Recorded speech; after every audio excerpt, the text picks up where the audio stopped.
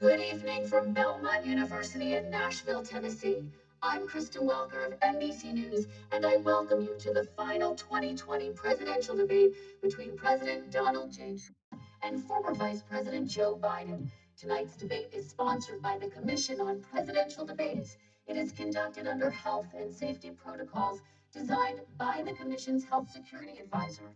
The audience here in the hall has promised to remain silent. No cheers, boos, or other interruptions, except right now, as we welcome to the stage former Vice President Joe Biden and President Donald J. Trump.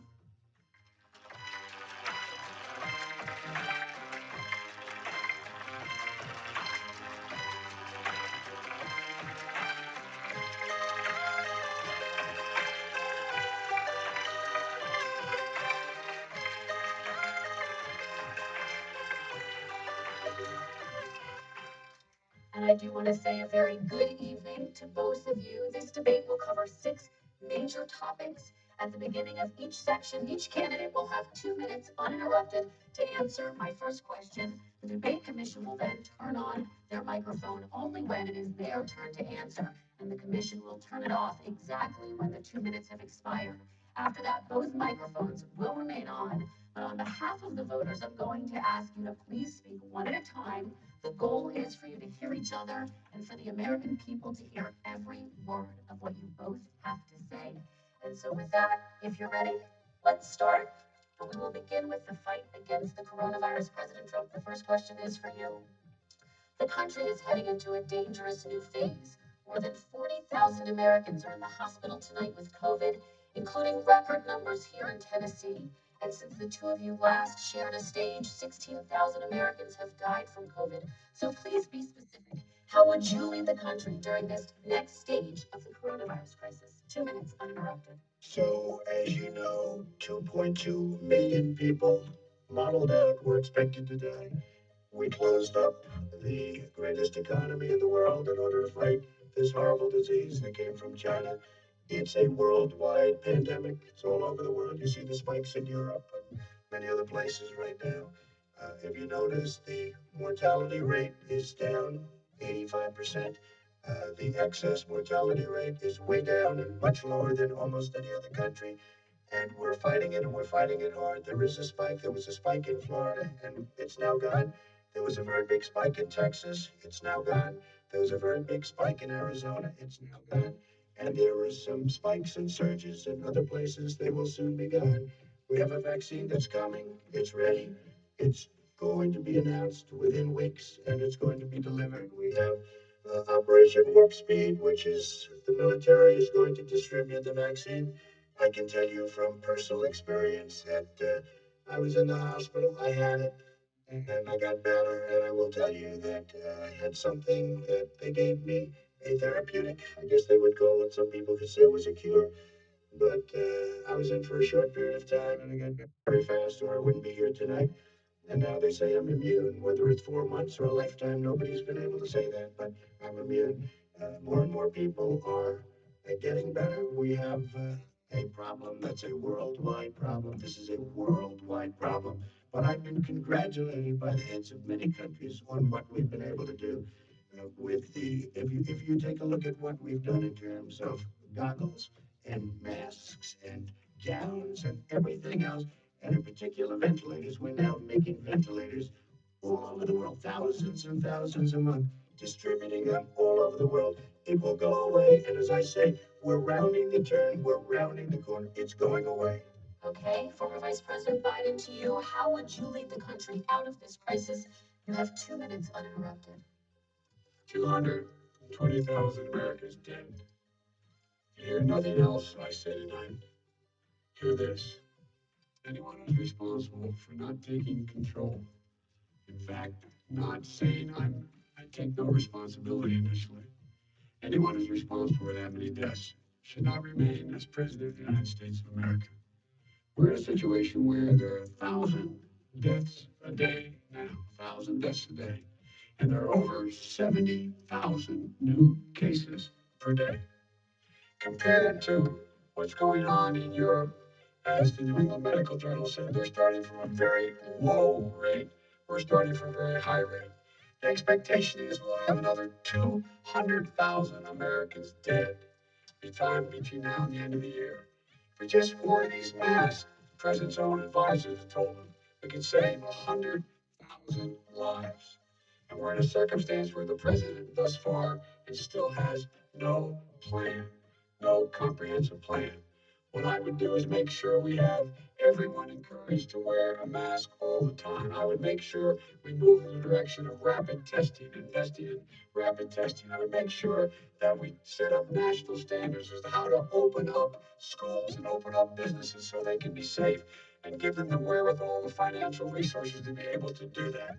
We're in a situation now where the New England Medical Journal, one of the most serious journals in the whole world, said for the first time ever that the way this president has responded to this crisis has been absolutely tragic. And so, folks, I will take care of this. I will end this. I will make sure we have a plan. President Trump, I'd like to follow up with you in your comments. You talked about taking a therapeutic. I assume you're referencing Regeneron. You also said a vaccine will be coming within weeks. Yes. Is that a guarantee? No, it's not a guarantee, but it will be by the end of the year. But I think it has a good chance. There are two companies, I think, within a matter of weeks, and it will be distributed very quickly. Can you tell us which companies? Johnson & Johnson is doing very well. Moderna is doing very well. Pfizer is doing very well, and we have numerous others. And then we also have others that we're working on very closely with other countries, in particular Europe.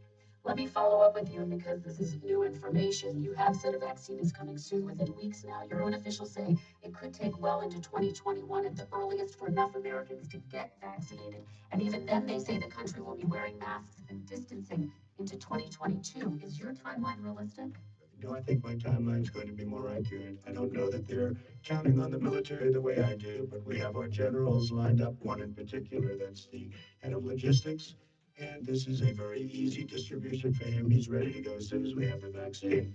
And we expect to have 100 million vials as soon as we have the vaccine. He's ready to go. Vice President Biden, your reaction, and just 40% of Americans say they would definitely agree to take a coronavirus vaccine if it was approved by the government. What steps would you take to give Americans confidence in a vaccine if it were approved? Make sure it's totally transparent. Have the scientists of the world see it, know it, look at it, go through all the processes. And by the way, this is the same fellow who told you this is going to end by Easter last time. This is the same fellow who told you that, don't worry, we're going to end this by the summer. We're about to go into a dark winter, a dark winter. And he has no clear plan, and there's no prospect that there's going to be a vaccine available for the majority of the American people before the middle of next year. President Trump, your reaction, he says you have no plan. Have a dark winter at all. We're opening up our country. We've learned and studied and understand the disease, which we didn't at the beginning. When I closed and banned China from coming in heavily infected, and then ultimately Europe, but China was in January. Months later, he was saying I was xenophobic. I did it too soon. Now he's saying, oh, I should have, moved quicker. But he didn't move quicker. He was months behind me, many months behind me. And frankly, he ran the H1N1 swine flu, and it was a total disaster, far less lethal, but it was a total disaster. Had that had this kind of numbers, 700,000 people would be dead right now, but it was a far less lethal disease. Uh, Look, his own person who ran that for him, who, as you know, was his chief of staff, said it was catastrophic. It was horrible. We didn't know what we were doing. Now he comes up and he tells us how to do this. Also, everything that he said about the way every single move that he said we should make, that's what we've done. We've done all of it. But he was way behind us. Vice President Biden, your response. My response is he is xenophobic, but not because he shut down access from China. And he did it late after 40 countries had already done that. In addition to that, what he did, he made sure that we had 44 people that were in there in China trying to get to Wuhan to determine what exactly the source was. What did the president say in January? He said, no, he said he's being transparent. The president of China is being transparent. We owe him a debt of gratitude. We have to thank him. And then what happened was we started talking about using the Defense Act to make sure we go get whatever is needed out there to protect people. And again, I go back to this. He had nothing. He did virtually nothing. And then he gets out of the hospital And he talks about, he says, oh, don't worry, it's all going to be over soon. Come on. There's not another serious scientist in the world who thinks it's going to be over soon. President Trump, your reaction? Say over soon. I say we're learning to live with it. We have no choice. We can't lock ourselves up in a basement like Joe does. He has the ability to lock himself up. I don't know. He's obviously made a lot of money someplace. But he has this thing about living in a basement. People can't do that. By the way, I, as the president, couldn't do that. I'd love to put myself in the basement or in a beautiful room in the White House and go away for a year and a half until it disappears. I can't do that. And Kirsten, every meeting I had, and I'd meet a lot of families, including Gold Star families and military families. Every meeting I had, and I had to meet them. I had to. It would be horrible to have canceled everything. I said, this is dangerous, and you catch it. And I caught it. I learned a lot. Great doctors, great hospitals. And now I recovered. 99.9 of young people recover. 99% of people recover. We have to recover. We can't close up our nation. We have to open our school. And we can't close up our nation, or you're not going to have a nation. And of course, the CDC has said young people can get sick with COVID-19 and can pass it. Vice President Biden, I want to talk broadly about strategy, though. You have respond to that. 30 seconds, please, and then I have a question. Number one, he says that we're learning to live with it. People are learning to die with it. You folks home will have an empty chair at the kitchen table this morning. That man or wife going to bed tonight and reaching over to try to touch their out of habit where their wife or husband was is gone. Learning to live with it. Come on. We're dying with it because he's never said, you said it's dangerous. When's the last time? Is it really dangerous still? Are we dangerous? You tell the people it's dangerous now. What should they do about the danger? And you say, I take no responsibility. Let me talk about your Excuse me, I take full responsibility. It's not my fault that it came here. It's China's fault. And you know what? It's not Joe's fault that it came here either. It's China's fault. They kept it from going into the rest of China for the most part, but they didn't keep it from coming out to the world, including Europe and ourselves. Vice President Biden. The fact is that when we knew it was coming, when it hit, what happened? What did the president say? He said, don't worry, it's going to go away. Be gone by Easter, don't worry. Warm weather, don't worry, maybe inject bleach. He said he was kidding when he said that. A lot of people thought it was serious. A whole range of things the president has said. Even today, he thinks we are in control. We're about to lose 200,000 more people. President Finish this. I was kidding on that, but just to finish this, when I closed, he said I shouldn't have closed. And that went on for months. When Nancy Pelosi said the same thing, he was dancing on the streets in Chinatown in San Francisco. But when I closed, he said, this is a terrible thing, you're xenophobic. I think he called me racist even. And because I was closing it to China, now he says I should have closed it earlier. It just, Joe, it doesn't. I didn't say either of those things. You certainly did. Oh, I did.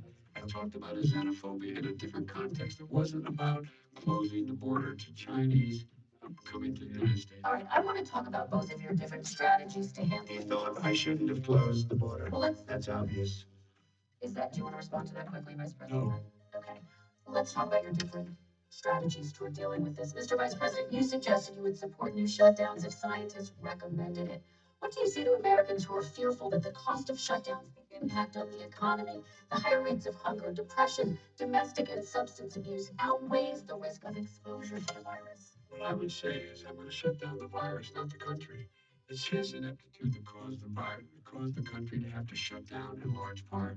Why businesses have gone under, why schools are closed, why so many people have lost their living, and why they're concerned. Those other concerns are real. That's why he should have been, instead of in a sand trap at his golf course, he should have been negotiating with Nancy Pelosi and the rest of the Democrats and Republicans about what to do about the acts they were passing for billions of dollars to make sure people had the capacity. But you haven't ruled out more shutdowns. Well, no, I'm not shutting down today, but there are, look, we need standards. The standard is if you have a reproduction rate in a community that's above a certain level, everybody says slow up, more social distancing. Do not open bars and do not open gymnasiums. Do not open until you get this under control, under more control. But when you do open, give the people the capacity to be able to open and have the capacity to do it safely. For example, schools. Schools, they need a lot of money to open. They need to deal with ventilation systems. They need to deal with smaller classes, more teachers, more pods. And he's refused to support that money, or at least up to now. Let's talk about schools. President Trump. I think we have to respond to my mind. Please, and then I have a phone. Thank you, and I appreciate that. Look, all he does is talk about shutdowns, but forget about him. His Democrat governors, Cuomo in New York. You look at what's going on in California. You look at Pennsylvania, North Carolina. Democrats all. They're shut down so tight, and they're dying. They're dying. And he supports all these people. All he talks about is shutdowns. No, we're not going to shut down. And we have to open our schools. And it's like, as an example, I have a young son. He also tested positive. By the time I spoke to the doctor the second time, he was fine. It just went away. Young people, I guess it's their immune system. Let me follow up with you, President Trump. You've demanded schools open in person and insist they can do it safely. But just yesterday, Boston became the latest city to move its public school system entirely online after a coronavirus spike. What is your message to parents who worry that sending their children to school will endanger not only their kids, but also their teachers and families? I want to open the schools. The transmittal rate to teachers is very small. But I want to open the schools. We have to open our country. We're not going to have a country. You can't do this. We can't keep this country closed. There's a massive country with a massive economy. People are losing their jobs. They're committing suicide. There's depression, alcohol, drugs at a level that nobody's ever seen before. There's abuse, tremendous abuse. We have to open our country. You know, I've said it often, the cure cannot be worse than the problem itself. And that's what's happening. And he wants to close down. He'll close down the country if one person in our massive bureaucracy says we should close it down. Vice President Biden, you're Simply not true. We ought to be able to walk and chew gum at the same time. We ought to be able to safely open. But when they need resources to open, you need to be able to, for example, if you're going to open a business, have social distancing within the business. You need to have, if you have a restaurant, you need to have plexiglass dividers so people cannot infect one another. You need to be in a position where you can take testing rapidly and know whether a person is in fact infected. You need to be able to trace. You need to be able to provide all the resources that are needed to do this. And that is not inconsistent with saying that when we're going to make sure that we open safely. And by the way, all you teachers out there, not that many of you are going to die, so don't worry about it. So don't worry about it. Come on.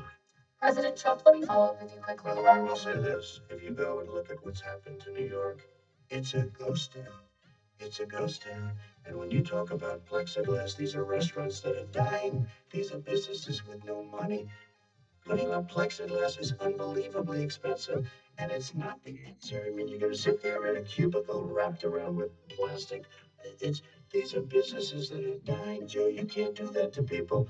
You just can't. Take a look at New York and what's happened to my wonderful city for so many years. I loved it. It was vibrant. It's dying. Everyone's leaving New York. Take a look at what New York has done in terms of turning the curve down in terms of the number of people dying. And I don't look at this in terms of the way he does. Blue states and red states, they're all the United States. And look at the states that are having such a spike in the coronavirus.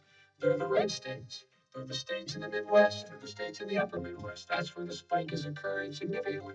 But they're all Americans. They're all Americans. And what we have to do is say, wear these masks, number one.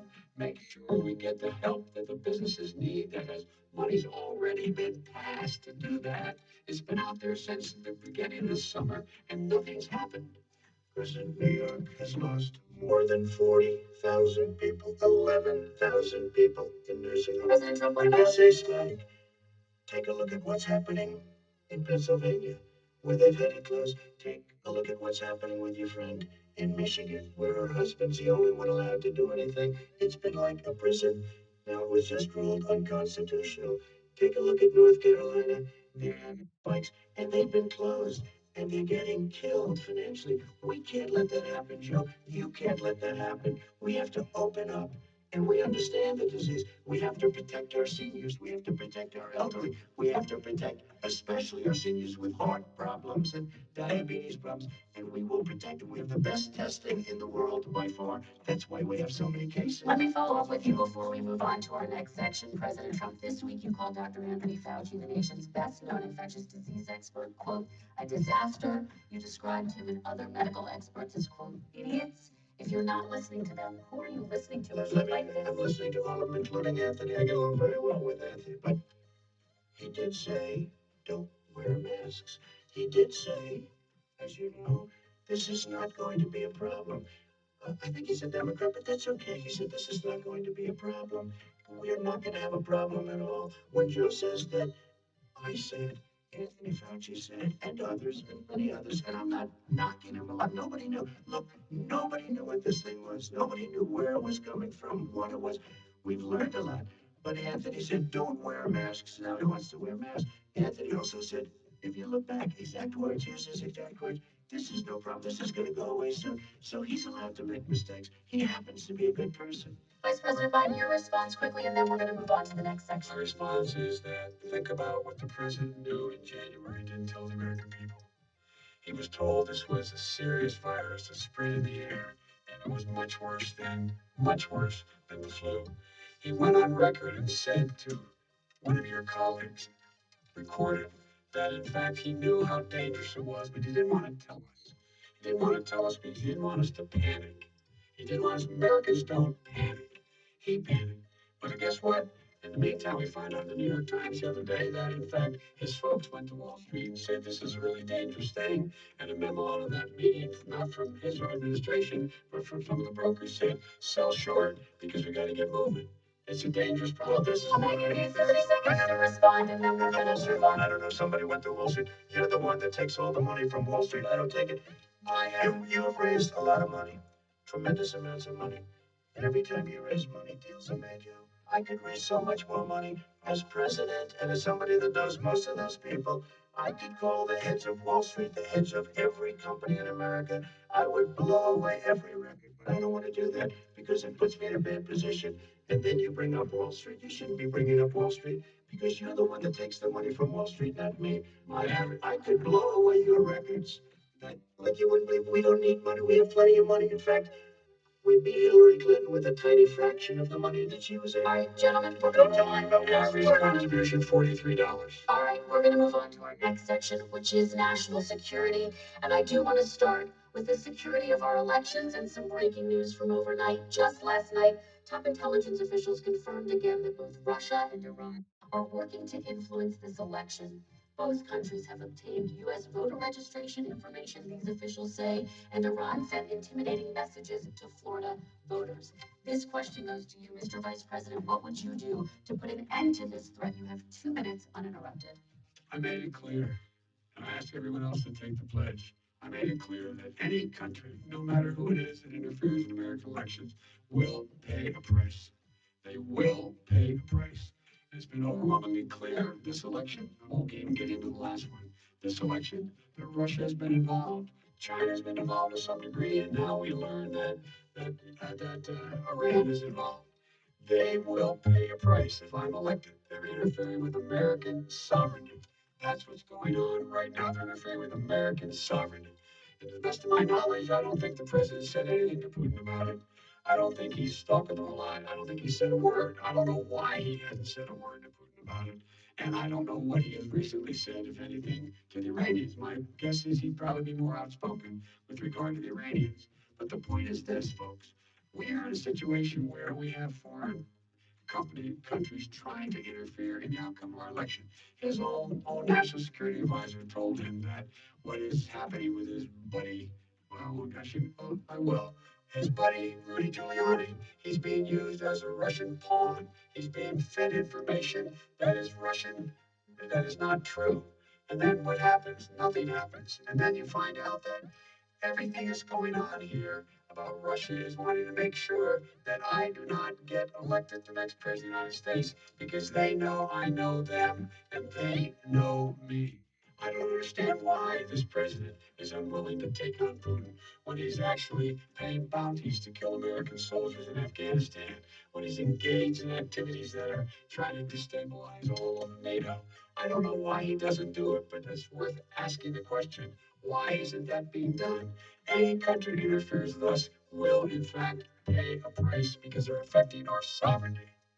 President Trump, same question to you. Let me ask the question. You have 2 minutes to respond. For 2 elections in a row now, there has been substantial interference from foreign adversaries. What would you do in your next term to put an end to this? 2 minutes on Well, let me respond to the first part as Joe answered. Joe got $3.5 million from Russia, and it came through Putin because he was very friendly with the former mayor of Moscow, who was the mayor of Moscow's wife, and you got $3.5 million. Your family got $3.5 million, and someday you're gonna have to explain why did you get 3.5. I never got any money from Russia. I don't get money from Russia. Now about your thing last night, I knew all about that, and through John Radcliffe, who was fantastic, Deanna, he said the one thing that's common to both of them, they both want you to lose because there has been nobody tougher to Russia. Between the sanctions, nobody tougher than me on Russia. Between the sanctions, between all of what I've done with NATO, I've got the NATO countries to put up an extra 130 billion going to 420 billion dollars a year. That's to guard against Russia. I sold while he was selling pillows and sheets. I sold tank busters to Ukraine. There has been nobody tougher on Russia than Donald Trump. And I'll tell you, they were so bad. They took over the submarine port. You remember that very well. During your term, during you and Barack Obama, they took over a big part of what should have been Ukraine. You handed it to them, but you were getting a lot of money from Russia. They were paying you a lot of money, and they probably still are. But now, with what came out today, it's even worse. All of the emails, the horrible emails of the kind of money that you were raking in, you and your family. And you were vice president when some of this was happening, and it should have never happened. And I think you owe an explanation to the American people. Why is it somebody just had a news conference a little while ago who was essentially supposed to work with you and your family, but what he said was damning. And regardless of me, I think you have to clean it up and talk to the American people. Maybe you can do it right now. Vice President Biden, you may respond. Please, Mayor. And then I do want to follow up on the election security. I have not taken a penny from any foreign source ever in my life. We learned that this president paid 50 times the tax in China, has a secret bank account with China, does business in China, and in fact is talking about me taking money. I've not taken a single penny from any country whatsoever, ever. Number one. Number two, this is a president I released all of my tax returns. 22 years. Go look at them. 22 years of my tax return. You have not released a single solitary year of your tax return. What are you hiding? Why are you unwilling? The foreign countries are paying you a lot. Russia's paying you a lot. China's paying you a lot. And your hotels and all your businesses all around the country, all around the world. And China's building a new road to a new a golf course you have overseas. So what's going on here? Why don't you release your tax return or stop talking about corruption? President Trump, your response. First of all, I called my accountants, underwrote it. I'm going to release them as soon as we can. I want to do it, and it'll show how successful, how great this company is. But much more importantly than that, people were saying $750. I asked them a week ago, I said, what did I pay? They said, sir, you prepaid tens of millions of dollars. I prepaid my tax tens over the last number of years. Tens of millions of dollars I prepaid because at some point they think it's an estimate. They think I may have to pay tax. So I already prepaid it. Nobody told me that. Nobody told me that. Excuse me. And it wasn't written whenever they write this. They keep talking about $750, which I think is a filing fee. But let me just tell you, I prepaid millions and millions of dollars in taxes. Number one. Number two, I don't make money from China. You do. I don't make money from Ukraine. You do. I don't make money from Russia. You made $3.5 million, Joe, and your son gave you. They even have a statement that we have to give 10% to the big man. You're the big man, I think. I don't know, maybe you're not, but you're the big man, I think. Your son said we have to give 10% to the big man. Joe, what's that all about? It's terrible. All right, gentlemen, I want to ask you both some questions about all of this. Yeah, I'm going to let you both respond very quickly. You just said you spoke to your accountant about potentially releasing your taxes. Did he tell you when you can release them? Do you have a deadline for when you're going to release them? I get treated worse than the Tea Party got treated. Because I have a lot of people in there. Deep down in the IRS, they treat me horribly. We made a deal, it was all settled until I decided to run for president. I get treated very badly by the IRS, very unfairly. But we had a deal all done. As soon as we're completed with the deal, I want to release it. But I have paid millions and millions of dollars, and it's worse than paying. I paid in advance. It's called prepaying your taxes. I paid it in. I want to ask you both about questions regarding your potential foreign entanglements and questions that have been raised to give you both a chance to talk about this more broadly. Respond very quickly, and then I'll get to my question. Why did he been saying this for 4 years? Show us. Just show us. Stop playing around. You've been saying for 4 years you're going to raise your taxes. Nobody knows, Mr. President. What they do know is you're not paying your taxes, or you're paying taxes that are so low. When last time he said what he paid, he said, I only pay that little because I'm smart. I know how to game the system. Come on. Come on, folks. So, President Trump, and then I want to get to two questions to both of you. I was put through a phony witch hunt for 3 years. It started before I even got elected. They spied on my campaign. No president should ever have to go through what I went through. Let me just say this. Mueller and 18 angry Democrats and FBI agents all over the place spent $48 million.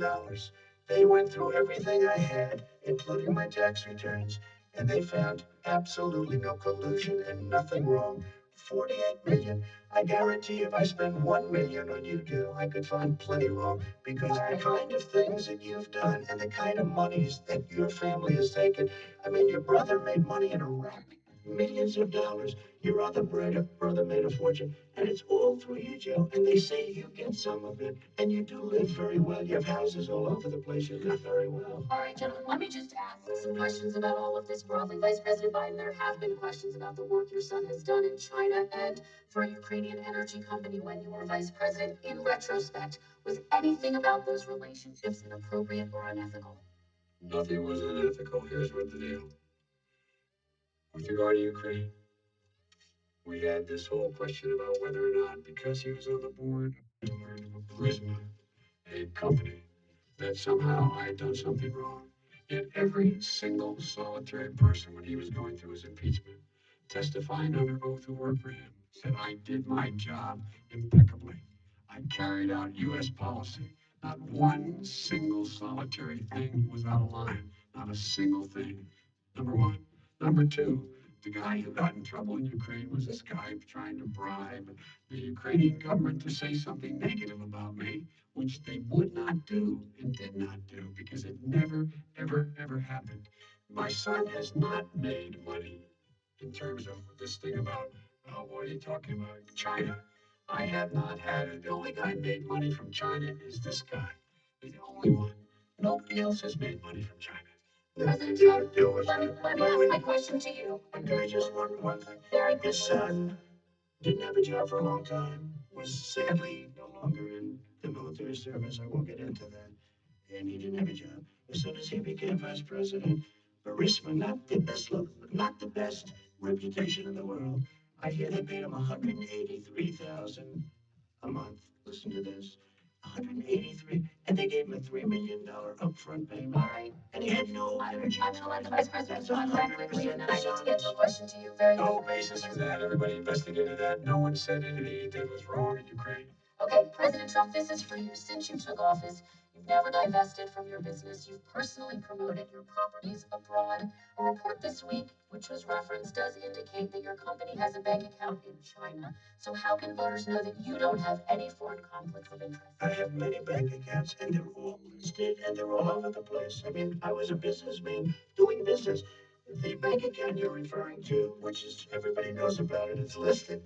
The bank account was in 2013. That's what it was. It was it was closed in 2015, I believe.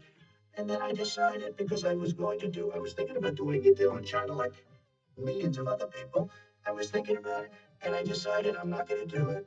Didn't like it. I decided not to do it. Had an account open and I closed it. Okay, excuse me. And then, unlike him, where he's vice president and he does business, I then decided to run for president after that. That was before. So I closed it before I even ran for president, let alone became president.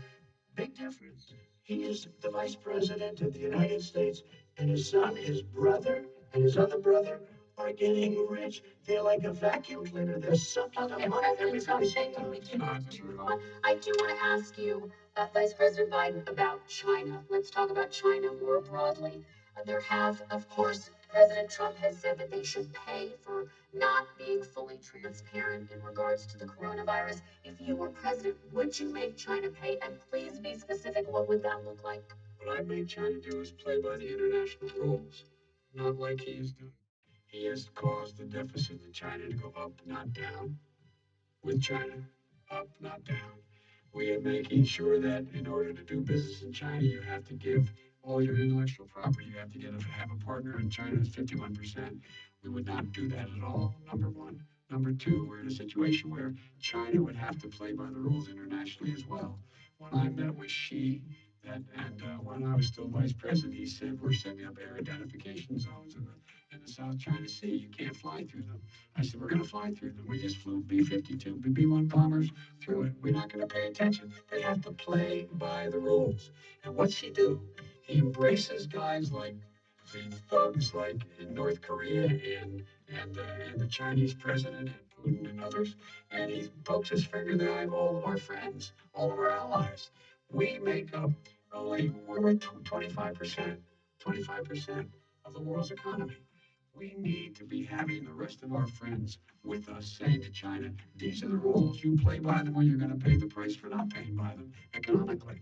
That's the way I will run it. And that's what we did in upholding steel tariffs and a range of other things when we were president and vice president. All right, and let's talk about North Korea. Excuse me, no, I have to respond to that. Okay, very quickly, and then we're going to move on to North Korea. $1.5 from China to after spending 10 minutes in office and being in Air Force Two, number one. Number two, there's a very strong email talking about your family wanting to make $10 million a year for introductions. President Trump on China policy, though, what specifically are you going to do? What specifically are you going to do to make China pay? You said you're going First to of make all, them pay. China is paying. They're paying billions and billions of dollars. I just gave $28 billion. New sanctions. I just gave $28 billion to our farmers. Taxpayers' money. It's what? Taxpayers' money. No, yeah, I know the taxpayers. It's called China. China pays 28 billion, and you know what they did to pay it, Joe? They devalued their currency, and they also paid out. And you know who got the money? Our farmers, our great farmers, because they were targeted. You never charged them anything. Also, I charged them 25% on dumped steel because they were killing our steel industry. We were not going to have a steel industry. Okay. And now we have a steel industry. Vice President Biden, your response, please. Our response is, look, this isn't about debate. There's a reason why he's bringing up all this malarkey. There's a reason for it. He doesn't want to talk about the substantive issues. It's not about his family and my family. It's about your family. And your family's hurting badly. If you're making less than, if you're a middle class family, you're getting hurt badly right now. You're sitting at the kitchen table this morning deciding, well, we can't get new tires for the ball because we have to wait another month or so. Or are we going to be able to pay the mortgage? Who's going to tell her she can't go back to community college? They're the decisions you're making. In the middle class families like I grew up in Scranton and Claymont, they're in trouble. We should be talking about your families, but that's the last thing he wants to talk about. I want to talk about North Korea. 10 seconds, Mr. President. 10 seconds. Political statement. Let's get off this China thing. And then he looks the family around the table, everything. Just a typical politician when I see that. Let's talk about North Korea. Okay, that's why I got elected. Now let's get off the subject of China. Let's talk around sitting around the table. Come on, Joe, you can do better. We're going to talk about North Korea. Now, President Trump, you've met with North Korean leader Kim Jong-un 3 times. You've talked about your beautiful letters with him. You've touted the fact that there hasn't been a war or a long-range missile test. And yet North Korea recently rolled out its biggest ever intercontinental ballistic missile and continues to develop its nuclear arsenal. Do you see that as a betrayal of the relationship you forged? Just 30 seconds here because we need to get on to the next. So when I met with Barack Obama, we sat in the White House. right at the beginning. Had a great conversation. It was supposed to be 15 minutes, and it was well over an hour. He said the biggest problem we have with North Korea. He indicated we will be in a war with North Korea. Guess what? It would be a nuclear war, and he does have plenty of nuclear capability. In the meantime, I have a very good relationship with him. Different kind of a guy, but he probably thinks the same thing about me. We have a different kind of a relationship. We have a very good relationship, and there's no war. And about 2 months ago, he broke into a certain area. They said, "Oh, there's going to be trouble." He said, "No, they're not, because he's not going to do that." And I was right. Look, instead of being in a war where millions of people's soul, is 25 miles away, millions and millions, 32 million people, and so millions of people would be dead right now. President We Trump don't have has a war. 30 We don't have a seconds. good relationship. Vice President Biden to you. North Korea conducted 4 nuclear tests under the Obama administration. Why do you think you would be able to rein in this persistent threat? Because I make it clear, which we're making clear to China, they had to be part of the deal. Because here's the ring. I made it clear as a spokesperson of the administration when I went to China that they said, "Why are you moving your missile defense up so close? Why are you moving more forces here? Why are you continue to do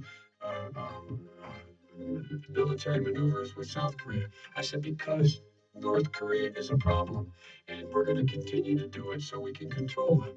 We're going to make sure we can control them and make sure they cannot hurt us. And so if you want to do something about it, step up and help. If not, it's going to continue." What has he done? He's legitimized North Korea. He's talked about his good buddy who's a thug. And he talks about how we're better off and they have much more capable missiles able to reach U.S. territory much more easily than ever did before. Let me follow up with you, Vice President Biden. You said you wouldn't meet with Kim Jong-un without preconditions. Are there any conditions under which you would meet with him? On the condition that he would agree that he would be drawing down his nuclear capacity to get the Korean Peninsula should be nuclear-free zone. All right, let's move on to American families. They tried Very to meet quickly, with 10 him. seconds, They President. tried to meet with him. He wouldn't do it. He didn't like Obama. He didn't like him. He wouldn't do it. Okay, you have to give him a chance to respond to that. He wouldn't do it. It's okay.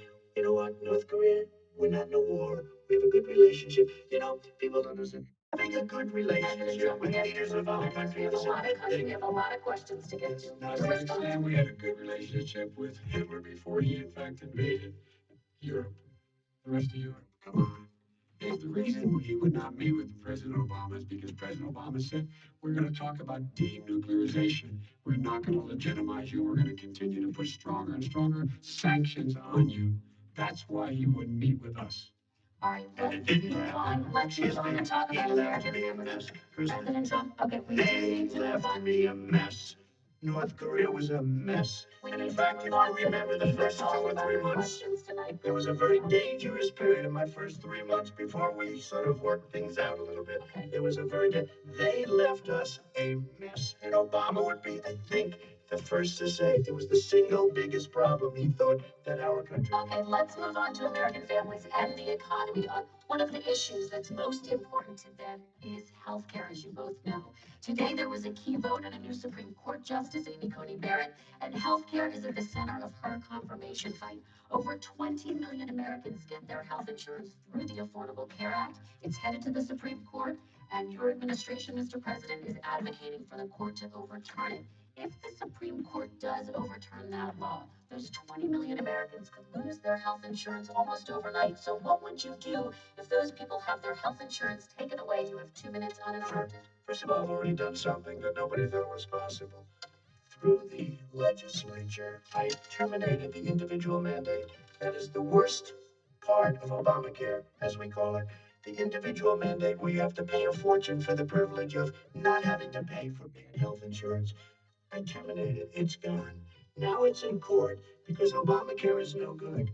But then I made a decision. Run it as well as you can. To my people, great people, run it as well as you can. I could have gone the other route and made everybody very unhappy. They ran it. Premiums are down. Everything's down. Here's the problem.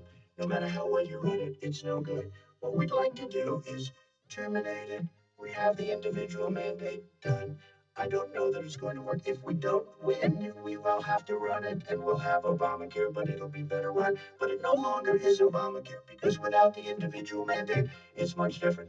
Pre-existing conditions will always stay. What I would like to do is a much better healthcare, much better.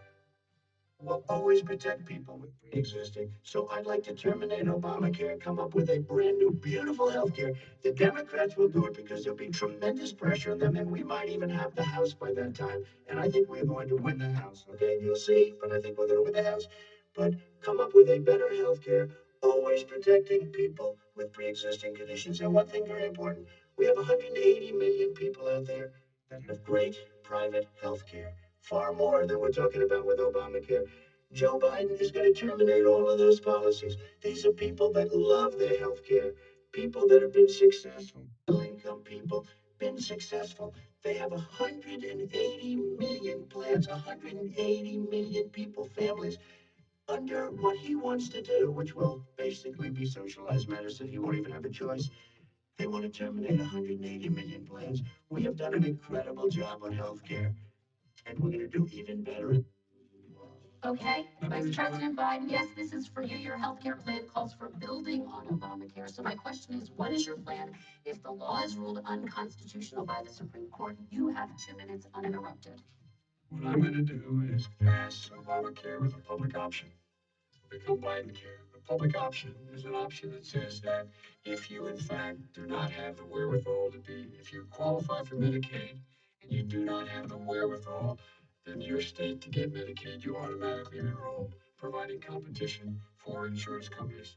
That's what's going to happen. Secondly, we're going to make sure we reduce the premiums and reduce drug prices by making sure that there's competition that doesn't exist now by allowing the Medicare to negotiate drug prices with the insurance companies. Thirdly, the idea that I want to eliminate private insurance. The reason why I had such a fight for with 20 candidates for the nomination was I support private insurance. That's why I didn't. Not one single person with private insurance would lose their insurance under my plan, nor did they under Obamacare. They did not lose their insurance unless they chose they wanted to go to something else.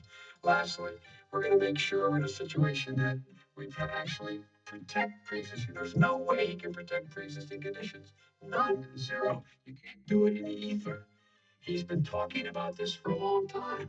He's never come up with a plan. I guess we're going to get the pre-existing condition plan the same time we get the infrastructure plan that we've been waiting since 17, 18, 19, 20. The fact that I still have a few more minutes, I know you're getting anxious. The, the fact is that he's already cost the American people because of his terrible handling of the COVID virus and economic spillover. 10 million people have lost their private insurance. And he wants to take away 22 million more people who have it under Obamacare and over 110 million people with pre-existing conditions. And all the people from COVID are going to have pre-existing conditions. What are they going to do? I have a follow-up for you, Vice President Biden. It relates to something that President Trump said. He's accusing you of wanting socialized medicine. What do you say to people who have concerns that your health care plan, which includes a government insurance option, takes the country one step closer to a healthcare system run entirely by the government? I say it's ridiculous. It's like saying that, we're, the idea that the fact that there's a public option that people can choose, that makes it a socialist plan. Look, the difference between the president and I think healthcare is not a privilege, it's a right. Everyone should have the right to have affordable healthcare. And I am very proud of my plan. It's gotten endorsed by all the major labor unions as well as a whole range of other people who in fact are concerned in the medical field. This is something that's going to save people's lives, and this is going to give some people an opportunity to have health care for their children. How many of you home are worried and rolling around in bed tonight wondering what in God's name you're going to do if you get sick? Because you've lost your home insurance, your health insurance, your company's gone under. We have to provide health insurance for people at an affordable rate, and that's what I do. President Trump, He was there for 47 years. He didn't do it. He was now there as vice president for 8 years, and it's not like it was 25 years ago. It was 3 3/4. It was just a little while ago, right? Less than 4 years ago. He didn't do anything. He didn't do it. He wants socialized medicine, and it's not that he wants it. His vice president, I mean, she is more liberal than Bernie Sanders and wants it even more. Bernie Sanders wants it. The Democrats want it. You're going to have socialized medicine, just like you went with fracking. We're not going to have fracking. We're going to stop fracking. We're going to stop fracking. Then he goes to Pennsylvania after he gets a nomination. Well, he got very lucky to get it. And he goes to Pennsylvania. And he says, oh, we're going to have fracking. And you never asked that question. And by the way, so far, I respect very much the way you're handling this. I have to say, but somebody should ask the question. He goes for a year. There will be no fracking. We do have a number of topics we're gonna get to. We're gonna get to. The same thing with socialized medicine. Vice President, your response, please. My response is people deserve to have affordable health care, period. Period, period, period. And the Biden care proposal will, in fact, provide for that affordable health care. Lower premiums, what we're going to do is going to cost some money. It's going to cost over $750 billion over 10 years to do it. And they're going to have lower premiums. You can buy into the better plans, the cheaper plans, lower your premiums, deal with unexpected billing, and have your drug prices drop significantly. He keeps talking about it. He hasn't done a thing for anybody on healthcare. Not a thing. Here's what he says. When he says public option, he's talking about socialized medicine and healthcare. When he talks about a public option, he's talking about destroying your Medicare, totally destroying your Social Security, and this whole country will come down. You know, Bernie Sanders tried it in his state. He tried it in his state. His governor was a very liberal governor. They want to make it work. Okay, let's hear was what Vice President impossible Biden to work. responds. It doesn't Vice work. President He's a Biden very responds. confused guy. He thinks he's running against somebody else. He's running against Joe Biden. I beat all those other people because I disagreed with them. Joe Biden is running against. And the idea that we're in a situation that they're going to destroy Medicare, this is the guy that the actuary Medicare said, if in fact, as at Social Security, if in fact he continues to withhold, his plan to withhold the tax on Social Security, Social Security will be bankrupt by 2023 with no way to make up for it. This is the guy who's trying to cut Medicare. So I mean, the idea that Donald Trump is lecturing on Social Security and Medicare, come on. He tried to hurt Social Security years ago. Years ago. Go back and look at the records. He tried to hurt Social Security years ago. All right, let's move on. This is the guy that when they Mr. announced President, I have to move on to the next question. they said or the else stock we're not market gonna have will time to boom talk about it. if I'm elected. If he's elected, the stock market will crash. Okay, let's move on to the next question very quickly. Look, the idea that the stock market is booming is his only measure of what's happening. Where I come from in Scranton, Claremont, the people don't live off of the stock market. Just in the last three years during this crisis, the billionaires in this country made, according to Wall Street, $700 billion more dollars. $700 billion more dollars. Because that's his only measure. What happens to the ordinary people out there? What happens to them? Let's talk about the show. Kristen, 401ks are through the roof. Stock are through the roof. And he doesn't come from Scranton. That's like he lived there for a short period of time before he even knew it. And he left because the people of Pennsylvania Let me will move show on you to my next question. they understand. As of tonight, more than 12 million people are out of work. And as of tonight, 8 million more Americans have fallen into poverty, and more families are going hungry every day. Those hit hardest are women and people of color.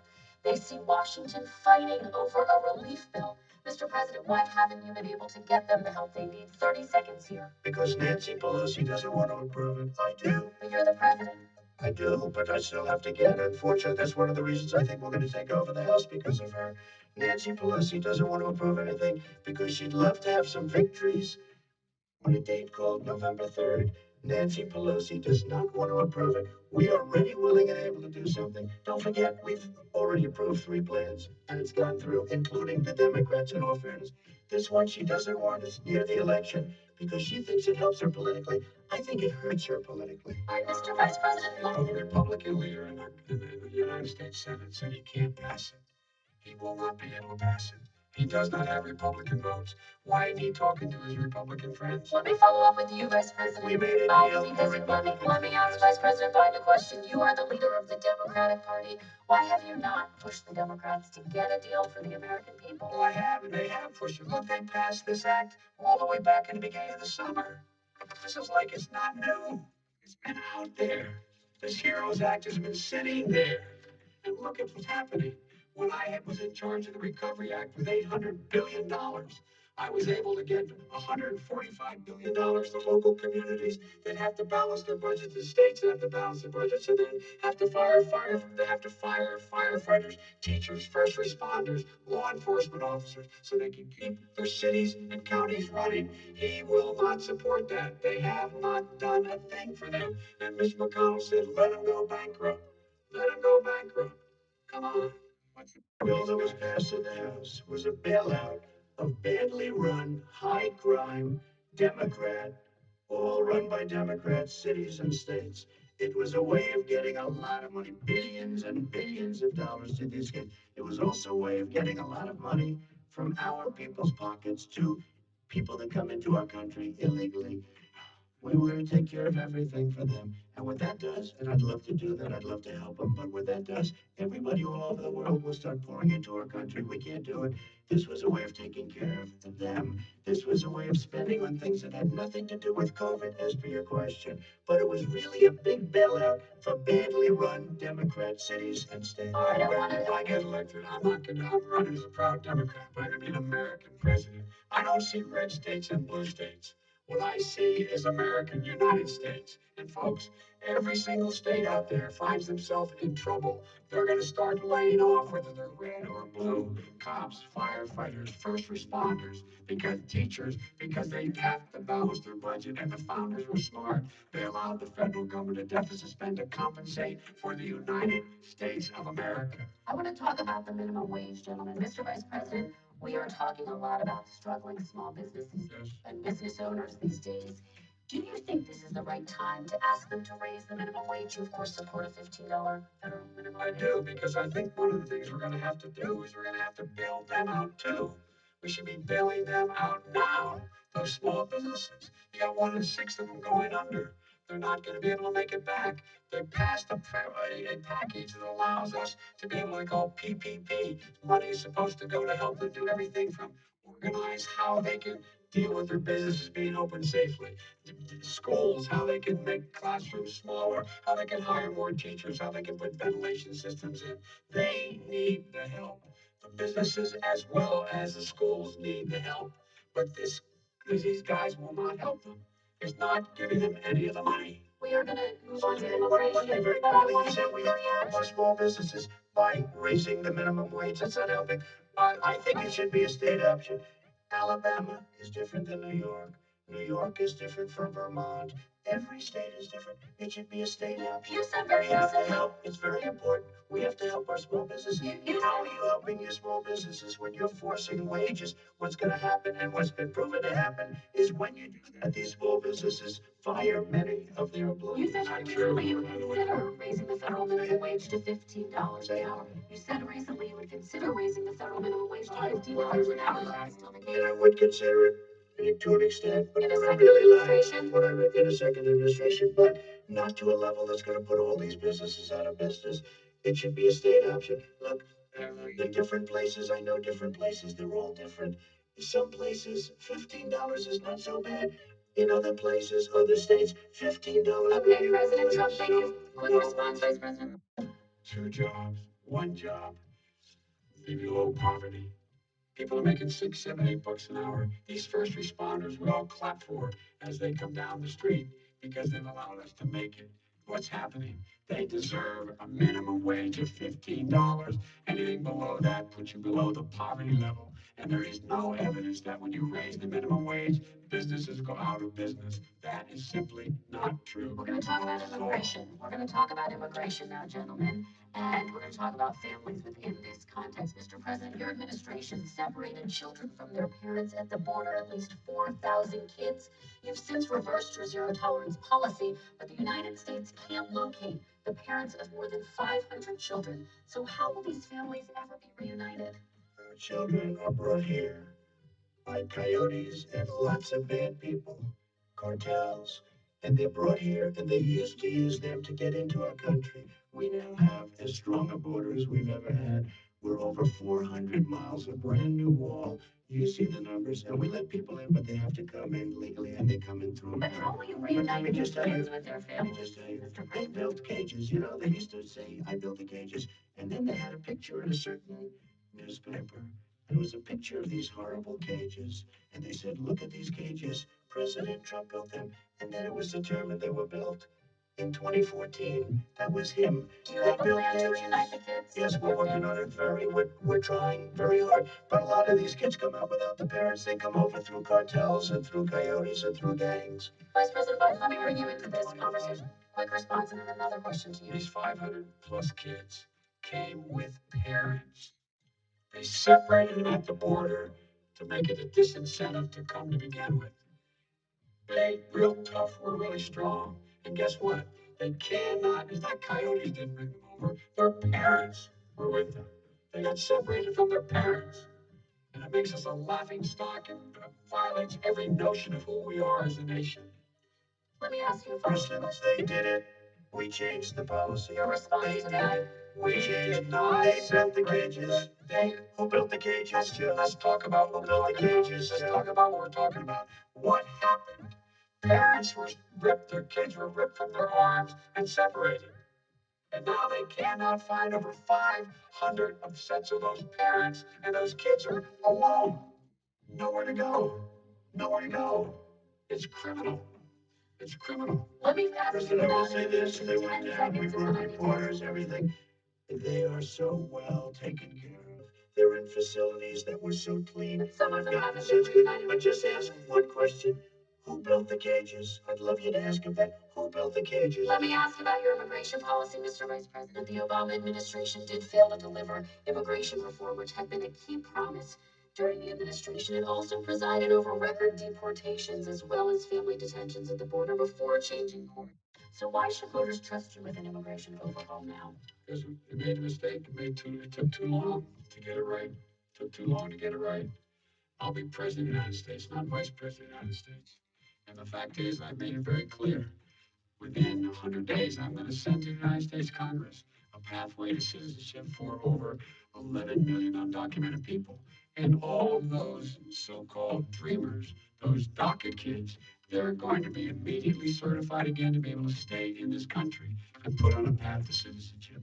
The idea that they are being sent home by this guy and they want to do that is they go to a country they've never seen before.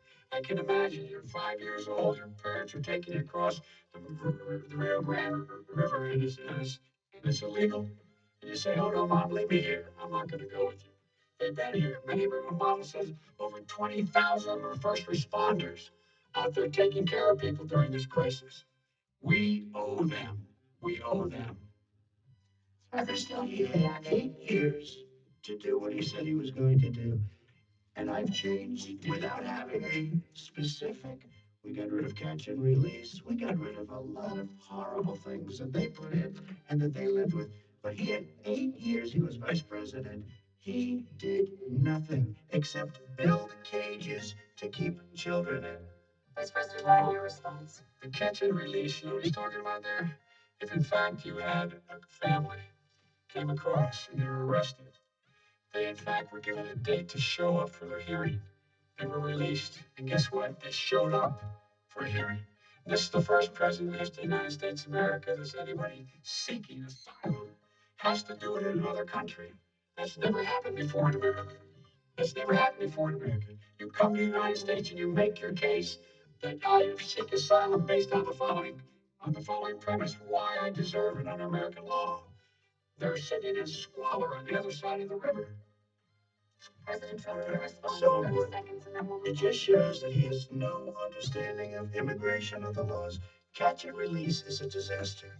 A murderer would come in, a rapist would come in, a very bad person would come in. We would take their name. We have to release them into our country. And then you say they come back. Less than 1% of the people come back. We have to send ICE out and Border Patrol out to find them. We would say, come back in 2 years, 3 years. We're going to give you a court case. You need Perry Mason. We're going to give you a court case. When you say they come back, they don't come back, Joe. They never come back. Only the really, I hate to say this, but those with the lowest IQ, they might come back. Okay, President Trump, let's give Vice President Biden a chance to respond, and then we're going to move on to the You don't next know the section. law, Joe? Vice President Biden, your response. No, the law always tells you is simply not true. Well, check it out. They don't come back. Check it out. All right, let's move But we don't have to worry about it. It's exterminated, so we don't have to worry about it. on to the next Yeah, section. 525 kids not knowing where in God's name they're going to be and lost their parents. Go ahead. All right, let's talk about our next section, which is race in America. And I want to talk about the way Black and Brown Americans experience race in this country. Part of that experience is something called the talk. It happens regardless of class and income. Parents who feel they have no choice but to prepare their children for the chance that they could be targeted, including by the police, for no reason other than the color of their skin. Mr. Vice President, in the next 2 minutes, I want you to speak directly to these families. Do you understand why these parents fear for their children? I do. I do. You know, my daughter is a social worker, and she's written a lot about this. Has a graduate degree from the University of Pennsylvania in social work. And you know, one of the reasons why I ended up working on the east side of Wilmington, Delaware, which is 90% African American, was to learn more about what was going on. I never had to tell my daughter if she's pulled over, make sure she puts for a traffic stop, put both hands on top of the wheel and don't reach for the glove box because someone may shoot you. But a black parent, no matter how wealthy or how poor they are, has to teach their child when you're walking down the street, don't have a hoodie on when you go across the street, making sure that you, in fact, if you get pulled over, yes, yes, sir, no, sir, hands on top of the wheel, because you are, in fact, the victim, whether you're a person making $300,000 a year person or someone who's on food stamps. The fact of the matter is, there is institutional racism in America. And we have always said, we've never lived up to it, that we hold these truths to be self evident. All men and women are created equal. Well, guess what? We have never ever lived up to it, but we've always constantly been moving the needle further and further to inclusion, not exclusion. This is the first president to come along and says that's the end of that. We're not going to do that anymore. We have to provide for economic opportunity, better education, better health care, better access to schooling, better access to opportunity to borrow money to start businesses. All the things we can do, and I've laid out a clear plan as to how to do those things just to give people a shot. It's about accumulating the ability to have wealth as well as it is to be free from violence. President Trump, same question to you. And let me remind you of the question. I would like you to speak directly to these families. Do you understand why these parents fear for their children? Yes, I do. And again, he's been in government 47 years. He never did a thing except in 1994 when he did such harm to the black community. And they were called, and he called them super predators. And he said that. He said it's super predators. And they have never lived that down. 1994, your crime bill, the super predators. Nobody has done more for the black community than Donald Trump. If you look, with the exception of Abraham Lincoln, possible exception, but the exception of Abraham Lincoln, nobody has done what I've done. Criminal justice reform, Obama and Joe didn't do it. I don't even think they tried because they had no chance of doing it. They might have wanted to do it, but if you had to see the arms I had to twist to get that done, it was not a pretty picture. And everybody knows it, including some very liberal people that cried in my office. They cried in the Oval Office. 2 weeks later, they're out saying, gee, we have to defeat him. Criminal justice reform, prison reform, opportunity zones with Tim Scott, a great senator from South Carolina. He came in with this incredible idea for opportunity zones. It's one of the most successful programs. People don't talk about it. Tremendous investment has been the biggest beneficiary, the black and Hispanic communities, and then historically black colleges and universities. After 3 years of coming to the office, I love some of those guys. They were great. They came into the office and they said, I said, what are you doing after 3 years? I said, why do you keep coming back? Because we have no funding. I said, you don't have to come back every year. We have to come back because President Obama would never give them long-term funding. And I did 10-year long-term funding, and I gave them more money than they asked for because I said, I think you need more. And I said, the only bad part about this is I may never see you again because I got very friendly with them, and they like me and I like them, but I saved it colleges and universities. Okay, and we're going to talk about both of your records, but your response to that, Vice My response to that is I never ever said what he accused me of saying.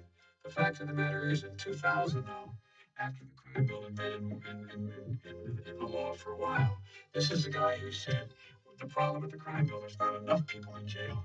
There's not enough people in jail.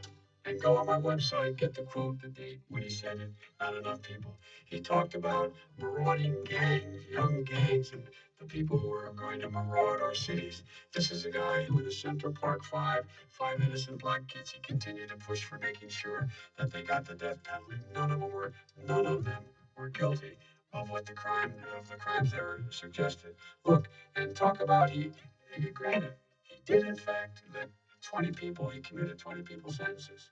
We commuted over 1,000 people's sentences. Over 1,000. The very law he's talking about is a law that, in fact, was initiated by Barack Obama. And secondly, we're in a situation here where the federal prison system was reduced by 38,000 people under our administration. And one of these things we should be doing, there should be no minimum mandatories in the law. That's why I'm offering $20 billion to states to change their state laws to eliminate minimum mandatories and set up drug courts. No one should be going to jail because they have a drug problem. They should be going to rehabilitation, not to jail. We should fundamentally change the system, and that's what I'm going to do. But why didn't he do it 4 years ago? Why didn't you do that 4 years ago? Even less than that. Why didn't you? You were vice president. You keep talking about all these things you're going to do and you're going to do this. But you were there just a short time ago and you guys did nothing. We did. Joe, I ran because of you. I ran because of Barack Obama, because you did a poor job. If I thought you did a good job, I would have never run. I would have never run. I ran because of you. I'm looking at you now. You're a politician. I ran because of you. All right, Vice President Biden, your response to that, and then I do have some questions for both of you. Well, I tell you what, I hope he doesn't look at me because what's happening here is, you know who I am, you know who he is, you know his character, you know my character, you know our reputations for honor and telling the truth. I am anxious to have this race. I am anxious to see this take place. I am the character of the country is on the ballot. Our character is on the ballot. Look at us closely. Let me ask some follow-up, please. Respond, and then we're gonna have Stuff is true about Russia, Ukraine, China, other countries, Iraq. If this is true, then he's a corrupt politician. So don't give me the stuff about how you're this innocent baby. Joe, they're calling you a corrupt politician. Nobody. President Trump, I want to stay on the issue of race. We're talking about race. From hell. President Trump, we're talking about race right now, and I do want to stay on the issue of race. President Trump, I you have to just respond to that. please, Because look, very there quickly. are 50 former national intelligence folks who said that what this he's accusing me of is a Russian plan. They have said that has all the five former heads of the CIA, both parties say what he's saying is a bunch of garbage. Nobody believes it except his and his good friend Rudy Giuliani. You mean the laptop is now another Russia hoax? And that's exactly what this is where he's going. The laptop is Russia. I want to stay on the issue of race. You have to be kidding. Here we go again with Russia. We're going to continue on the issue of race, Mr. President. You've described the Black Lives Matter movement as a symbol of hate. You've shared a video of a man chanting white power to millions of your supporters. You've said that black professional athletes exercising their First Amendment rights should be fired. What do you say to Americans who say that kind of language from a president is contributing to a climate of hate and racial strife? Well, you have to understand, the first time I ever heard of Black Lives Matter, they were chanting pigs in a blanket, talking about police. Pigs, talking about our police. Pigs in a blanket, fry them like bacon. I said, that's a horrible thing. And they were marching down the street. And that was my first glimpse of Black Lives Matter. I thought it was a terrible thing. As far as my relationships with all people, I think I have great relationships with all people. I am the least racist person in this room. What do you say to Americans who are concerned by that rhetoric? I don't know. I mean, I don't know what to say. I got criminal justice reform done and prison reform and opportunity zones. I took care of black colleges and universities. I don't know what to say. They can say anything. I mean, they can say anything. It makes me sad because I am the least racist person. I can't even see the audience because it's so dark. But I don't care who's in the audience. I'm the least racist person in this room. Okay, Vice President Biden, let me ask you very quickly, and then I have a follow-up question for you. Abraham Lincoln here is one of the most racist presidents we've had in modern history. He pours fuel on every single racist fire. Every single one. Started off his campaign coming down the escalator saying he's getting rid of those Mexican rapists. He's banned Muslims because they're Muslims. He has moved around and made everything worse across the board. He says about the poor boys. Last time we were on the stage here, he said, I told them to stand down and stand ready. Come on. This guy is a dog whistle about as big as a foghorn. President Trump, I'm going to give you 10 seconds to respond, and then I have a follow-up. You made a reference to Abraham Lincoln. Where did that come in? I mean, you said Abraham Lincoln. Where did it? No. You said not since Abraham Lincoln has anybody done what I've done for the black community. I didn't say I'm Abraham Lincoln. I said not since Abraham Lincoln has anybody done what I've done for the black community. Now, you have done nothing other than the crime bill, which put tens of thousands of black men, mostly in jail. All right, let me ask Vice President Biden. Look at what's happening with the voting right now. Let me ask Vice President They Biden treated them about very badly. Just take a look at what's happening out there. Vice President Biden, let me give you a chance to respond within this context. Crime bills that you supported in the 80s and 90s contributed to the incarceration of tens of thousands of young black men who had small amounts of drugs in their possession. They are sons, they are brothers, their fathers, their uncles, whose families are still to this day, some of them suffering the consequences. So speak to those families. Why should they vote for you? One of the things is that in the 80s, we passed 100%, all 100 senators voted for it, a bill on drugs and how to deal with drugs. It was a mistake. I've been trying to change the sense, and particularly the portion on cocaine.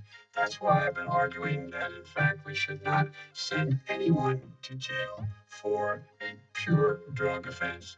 They should be going into treatment across the board. That's what we should be spending money. That's why I set up drug courts, which were never funded by our Republican friends. They should not be going to jail for a drug or an alcohol problem. They should be going into treatment. Treatment. That's what we've been trying to do. That's what I'm going to get done because I think maybe the American people have now seen that in fact it was a mistake to pass those laws related to drugs, that they were not in the crime bill. But why didn't he get it done? See, it's all talk, no action with these politicians. Why didn't he get it done? That's what I'm going to do when I become president. You were vice president along with Obama as your president, your leader, for 8 years. Why didn't you get it done? You had 8 years to get it done. Now you're saying you're going to get it done because you're all talk and no action. We got a lot of it done. We released 38,000. They got 38,000 prisoners left from the nothing. 38,000 prisoners were released from federal prison. There were over 1,000 people who were given clemency.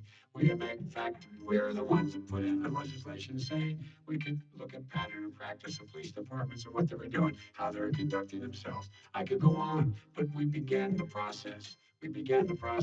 We lost an election. That's why I'm running to win back that election and change his terrible policy. I just asked my question. Why didn't you do it in the 8 years, a short time ago? Why didn't you do it? You just said, I'm going to do that, I'm going to do this.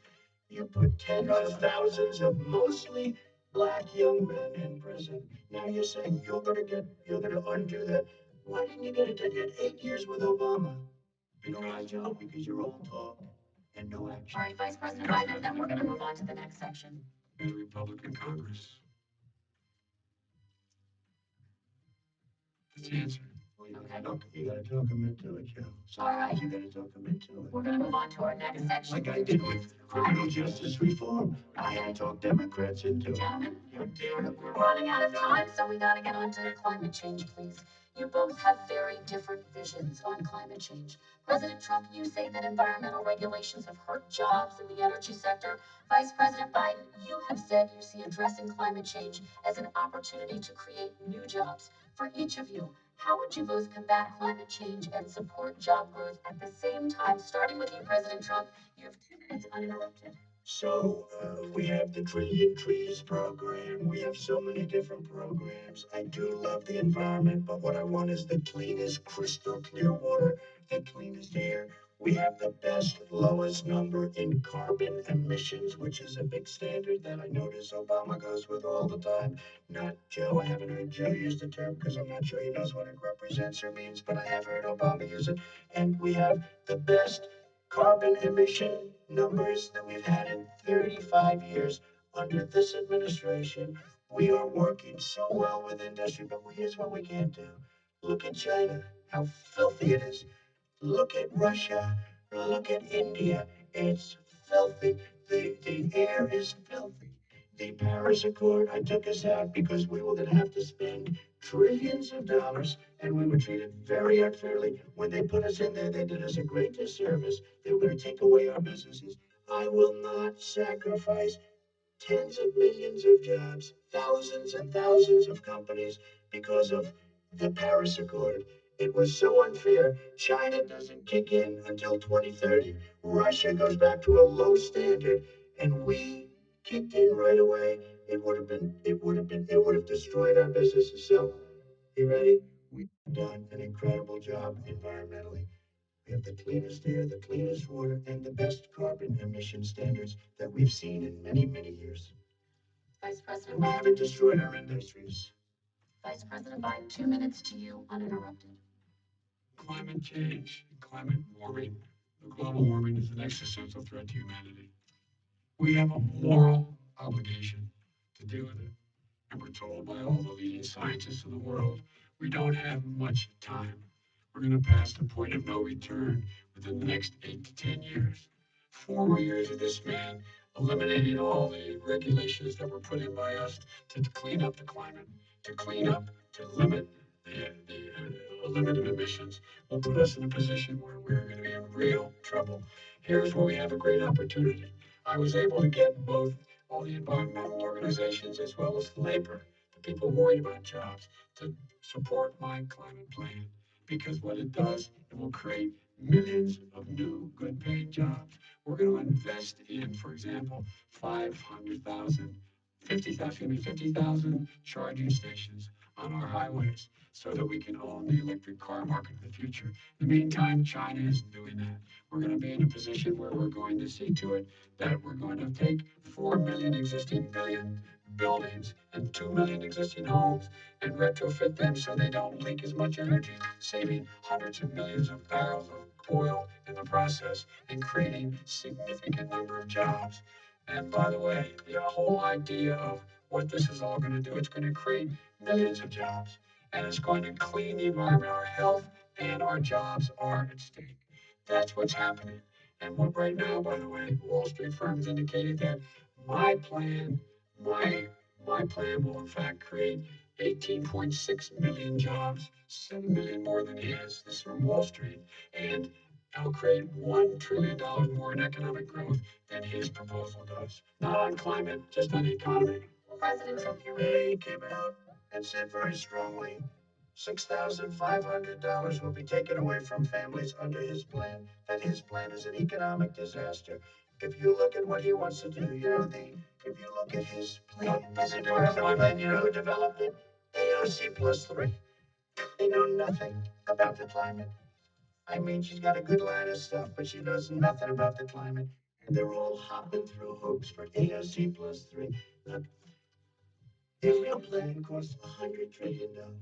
If we had the best year in the history of our country for 100 years, we would not even come close to a number like that. When he says buildings, they want to take buildings down because they want to make bigger windows into smaller windows. As far as they're concerned, if you had no window, it would be a lovely thing. This is the craziest plan that anybody has ever seen. And this wasn't done by smart people. This wasn't done by anybody. Frankly, I don't even know how it could be good. Frankly, they want to spend $100 trillion. That's their real number. He's trying to say it was six. It's $100 trillion. They want to knock down buildings and build new buildings with little, tiny, small windows. I mean, and many other things. Okay. And many other things. Let me have the Vice President respond, and we're running out of time, and we have a lot more questions to get to. So let's hear from the Vice President. I have a number more I questions. don't know where he comes from. I don't know where he comes up with these numbers. $100 trillion. Give me a break. This plan this is plan endorsed by every major environmental group and every labor group. Labor, because they know the future lies. The future lies in us being able to breathe, and they know there are good jobs in getting us there. And by the way, the fastest growing industry in America are is the electric, the solar energy and wind. He thinks wind causes cancer. Windmills. It's the fastest growing jobs, and they pay good prevailing wages, 45, $50 an hour. We can grow and we can be cleaner if we go the route I'm proposing. President Trump, please We are respond, and then I energy, have to we are go. energy independent for the first time.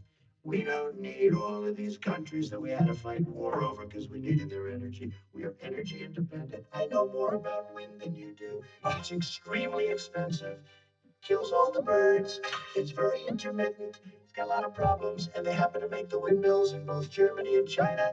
And the fumes coming up, if you're a believer in carbon emission, the fumes coming up to make these massive windmills is more than anything that we're talking about with natural gas, which is very clean. One other thing, if I may say, I love solar, but solar doesn't quite have it yet.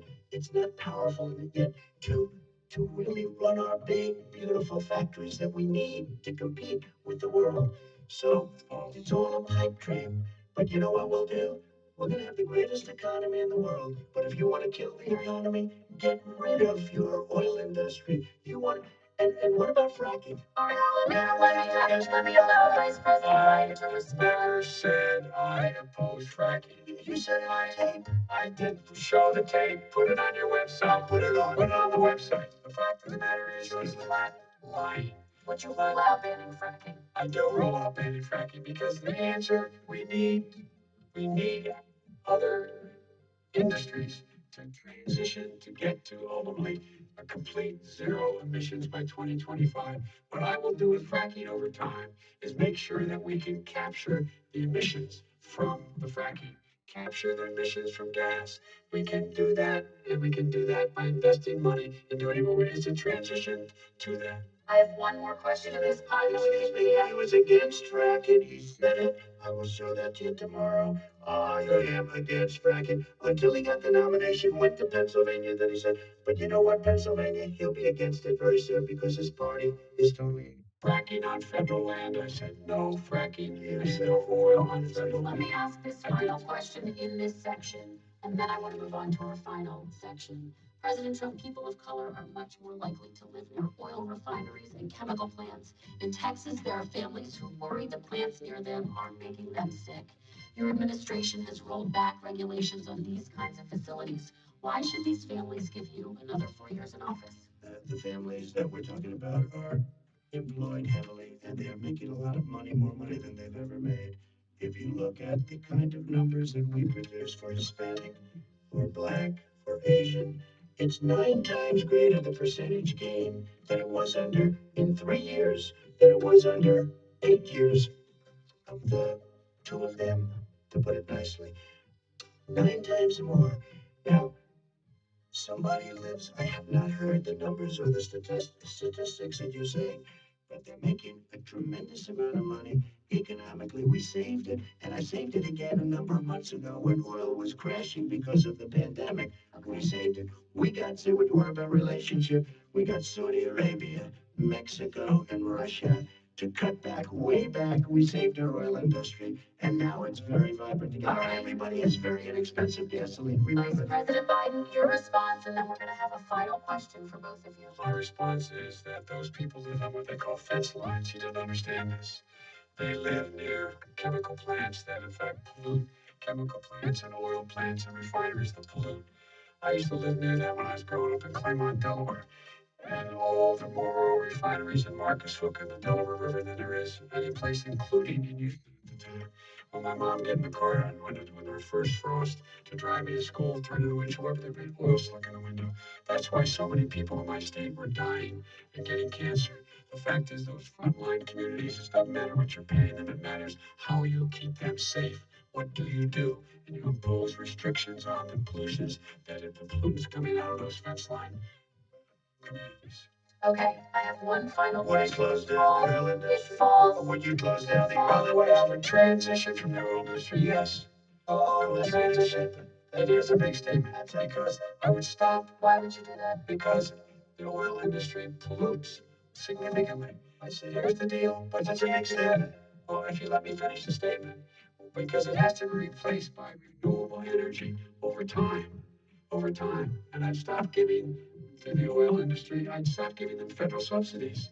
You won't give federal subsidies to the gas, excuse me, to solar and wind. Why are we giving it to the oil industry? We actually do to solar and wind. We have That's one maybe the final biggest question. statement in terms of business. That's the biggest statement. Okay. Because We have basically one what he's final saying question. is he is going to destroy the oil industry. Will you remember that, Texas? Will you remember that, Pennsylvania, Oklahoma? Vice President Biden, let me give you 10 seconds to respond, and I have to get to the final question. President Biden. He takes everything out of context, but the point is, look, we have to move toward a net zero emissions. The first place to do that by the year 2035 is in energy production, by 2050 totally. All right. One Is he final going to get question. China to do it? No, we're finished with Is this. he going to get China To our final question. We have I'm going to rejoin Paris Accord and make China abide by what they agreed to. All right, this is about leadership, gentlemen. And this first question does go to you, President Trump. Imagine this is your inauguration day. What will you say in your address to Americans who did not vote for you? You'll each have 1 minute, starting with you, Mr. We have to make a country totally successful as it was prior to the plane coming in from China. Now we're rebuilding it and we're doing record numbers, 11.4 million jobs in a short period of time, etc. But I will tell you, go back. Before the plane came in, just before, I was getting calls from people that were not normally people who would call me. They wanted to get together. We had the best black unemployment numbers in the history of our country. Hispanic, women, Asian, people with diplomas, with no diplomas, MIT graduates, #1 in the class. Everybody had the best numbers. And you know what? The other side wanted to get together. They wanted to unify. Success is going to bring us together. We are on the road to success, but I'm cutting taxes, and he wants to raise everybody's taxes, and he wants to put new regulations on everything. He will kill it. If he gets in, you will have a depression, the likes of which you've never seen. Your 401ks will go to hell, and it'll be a very, very sad day for this country. All right. Vice President Biden, same question to you. What will you say during your inaugural address to Americans who did not vote for you? I will say, I'm an American president. I represent all of you, whether you voted for me or against me. And I'm going to make sure that you're represented. I'm going to give you hope. We're going to move. We're going to choose science over fiction. We're going to choose hope over fear. We're going to choose to move forward because we have enormous opportunities to make things better. We can grow this economy. We can deal with the systemic racism. At the same time, we can make sure that our economy is being run and moved and motivated by clean energy, creating millions of new jobs. And that's the fact. That's what we're going to do. And I'm going to say, as I said at the beginning, what is on the ballot here is the character of this country: decency, honor, respect, treating people with dignity, making sure that everyone has an even chance. And I'm going to make sure you get that. You haven't been getting it the last 4 years. All right. I want to thank you both for a very robust hour and a half, a fantastic debate. Really appreciate it. President Trump, former Vice President Joe Biden, thank you to Belmont University for hosting us tonight. And most importantly, thank you to those watching tonight. Election Day is November 3rd. Don't forget to vote. Thank you, everyone, and have a great night. Thank you.